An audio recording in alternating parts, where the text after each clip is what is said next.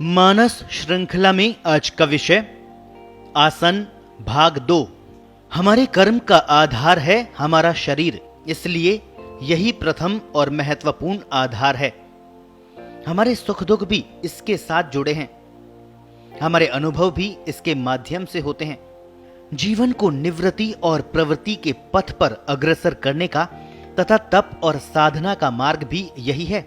इसीलिए निरोगी काया यानी शरीर को पहला सुख माना गया है।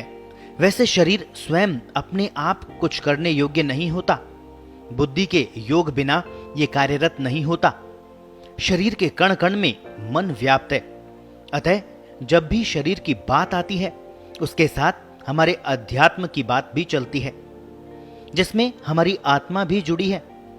इस अध्यात्म को समझने का मार्ग भी शरीर ही है। अतः हमारी पहली आवश्यकता शरीर को समझने एवं इसको नियंत्रण में रखने की हो जाती है। हमारे आहार, विहार, निद्रा आदि का क्रम शरीर को स्वस्थ रखता है। समय समय पर विरेचन भी करना पड़ता है। व्यायाम और आसन का क्रम भी इसे क्रियाशील एवं स्वस्थ रखता है। ये सभी क्रम नियत समय पर किए जाते हैं। इनमें बैठना अर्थात आसन हमारी पूरी दिनचर्या का विशेष अंश होता है। आसन को केवल शारीरिक गतिविधि मानकर हम तरह तरह से आड़े तिरछे बैठते रहते हैं, जबकि इस पर विवेकपूर्ण ध्यान देना हमारी पहली आवश्यकता है। हमारे शरीर का आधार हमारी रीढ़ है।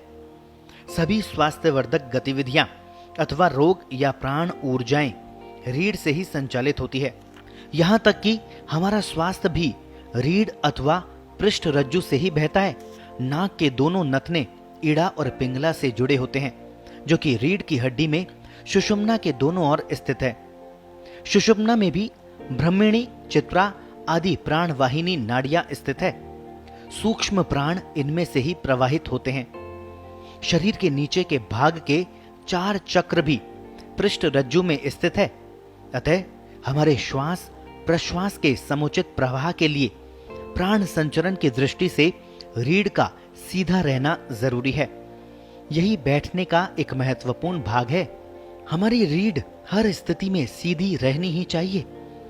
आप थोड़े भी टेढ़े होकर देखिए, श्वास में अवरोध होगा, प्राणों के प्रवाह में अवरोध होगा।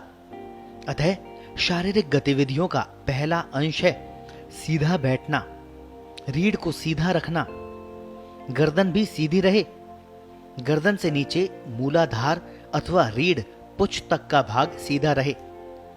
यह केवल साधक के लिए ही आवश्यक नहीं है कि वह पद्मासन या किसी विशेष आसन में बैठे, अपितु प्रत्येक व्यक्ति के लिए स्वास्थ्य की दृष्टि से यह आवश्यक है कि वह सीधा बैठे। यदि रीढ़ में कुछ भी गड़बड़ होती है तो शरीर के किसी न किसी अंग में व्याधि निश्चित ही मानिए। दूसरी बात यह है कि यदि हम शांत भाव से सीधे बैठना सीख लें तो धीरे धीरे मन और बुद्धि का स्वच्छीकरण भी हो जाता है। हम कुछ क्षणों के लिए विचार शून्य हो सकते हैं। निर्विचार होने का लाभ यह है कि जो विचार भरे हैं, दबे हैं, उनको निकलने का अवसर मिलता है, समझने का अवसर मिलता है। नए विचारों के प्रवेश का मार्ग प्रशस्त होता है। व्यक्ति को अपना स्वरूप भी दिखाई देता है। बुद्धि का विकास होता है, नई ऊर्जा पैदा होती है, नए आयाम विकसित होते हैं। इसका आसान मार्ग है शांत होकर एकांत में कुछ देर बैठना। किसी भी एक आसन में बैठा जा सकता है। पद्मासन, अर्ध पद्मासन, वज्रासन अथवा सुखासन पालथी मारकर।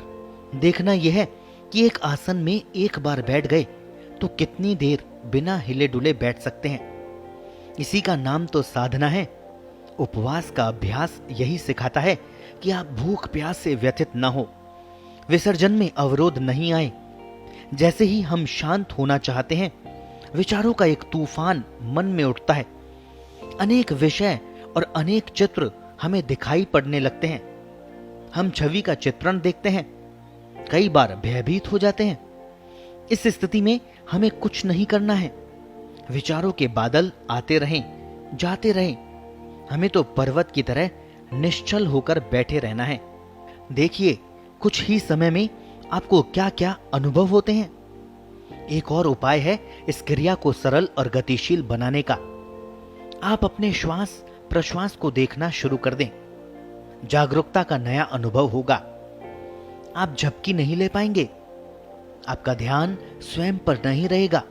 आपको अपने अस्तित्व का आभास तो रहेगा ही, साथ ही आपको अपनी आत्मसत्ता का साक्षात्कार करने का मार्ग भी दिखेगा। आप सृष्टि के अंग हैं, अकेले कुछ नहीं है। इस तथ्य का ज्ञान होगा।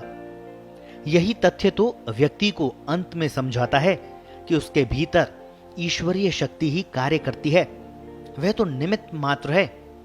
और उस मंजिल का पहला सोपान है आसन। एक दृढ़ निश्चय, पूर्ण आस्था के साथ